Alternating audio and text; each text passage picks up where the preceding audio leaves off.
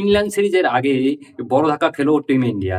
এই সিরিজ থেকে বাদ পড়তে চলেছেন জসপ্রীত বুমরা থেকে শুরু করে আরো বড় কিছু তারকা পেলোয়াররা। কিন্তু সূর্যকুমার যাদবের নেতৃত্বে ৩ জন এমন ব্যাটসম্যানকে সুযোগ দিয়েছেন, যা একাই ইংল্যান্ডের বোলিং লাইনকে ভাই ধ্বংস করতে ক্ষমতা রাখে।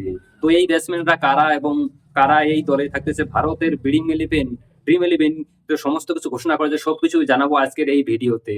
তবে তার আগে আপনি যদি চান যে ইংল্যান্ডকে হারিয়ে ভারতের দল জয় করুক, ভিডিওটাকে করে দাও একটা লাইক, চ্যানেলটাকে করে দাও সাবস্ক্রাইব।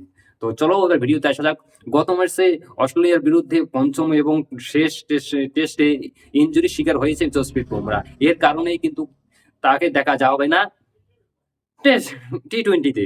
এই কারণে তিনি কিন্তু ইংল্যান্ডের স্কোয়াড থেকে বাদ পড়েছেন। এবার সূর্যকুমার যাদবের নেতৃত্বে মাঠে নামবে ভারতীয় দল।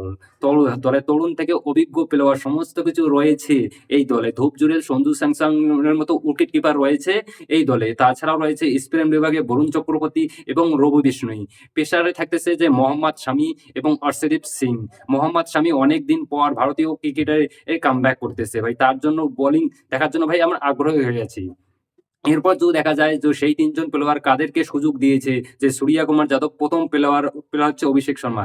ভাই যিনি পাওয়ার প্লেতে বিধ্বংসী ব্যাটিং করার ক্ষমতা রাখা। দ্বিতীয়তে হয়েছে ভাই রিঙ্কু সিং, যিনি মাঝে মিডল অর্ডারে ভাই দারুণ স্ট্রাইক রেটে ব্যাটিং করতে পারে আর ফিনিশিংও কিন্তু ভালো করতে পারে। তৃতীয় হচ্ছে তিলক বর্মা, যিনি হচ্ছেন স্পিন এবং সুইট বলে ভালো খেলতে পারেন।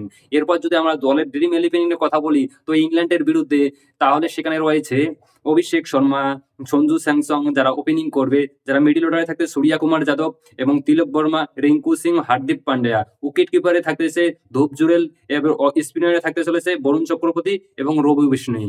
তো পেসারে থাকতেছে মোহাম্মদ শামি ও অর্শদীপ সিং। ভারতীয় দলের এই নতুন স্কোয়াড সূর্যকুমার যাদবের নেতৃত্বে ভারতে এই সিরিজ জয় করতে পারবে? তোমাদের কি মনে হয়? কমেন্টে অবশ্যই বলবেন।